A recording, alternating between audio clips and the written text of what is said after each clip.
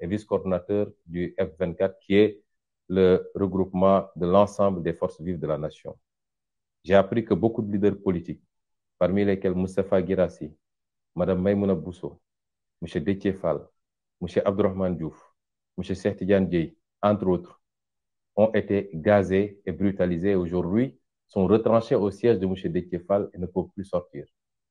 J'ai appris que les députés, flanqués de leur écharpe de députés, ont été également gazés et brutalisés dans la démocratie qui s'appelle Sénégal, celle de Macky Sall.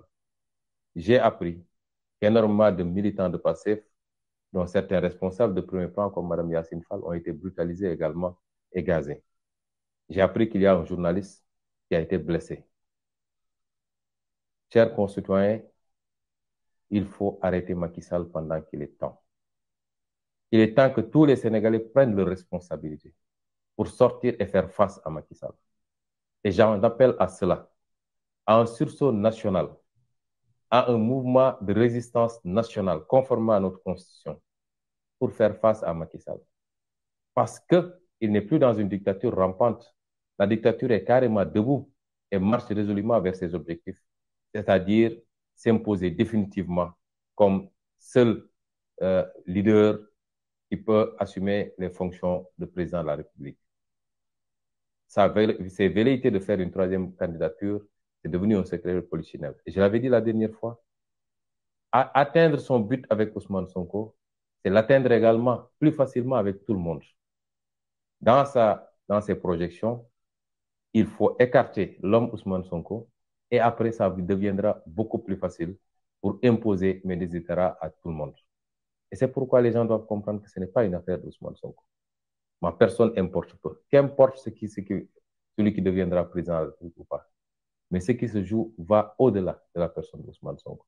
Et je pense que beaucoup de leaders aujourd'hui l'ont compris, d'où leur réaction immédiate par rapport à cette forfaiture. Je voudrais également lancer un appel à tous les Sénégalais. Les jours à venir, les heures à venir, l'opinion à témoin.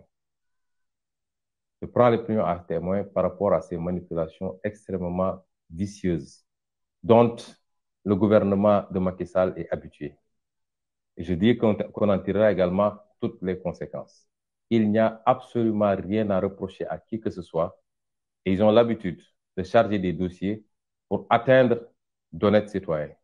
Aujourd'hui, mon chauffeur, un de mes gardes du corps et notre coordinateur de Vélingara, qui était avec moi dans la voiture, sont entre leurs mains et c'est à eux qu'on va faire porter le chapeau en montant tous ces dossiers-là et accessoirement faire croire aux Sénégalais que Sonko dispose d'un arsenal avec des lance-roquettes, des je ne sais quoi, ce qui n'existe pas.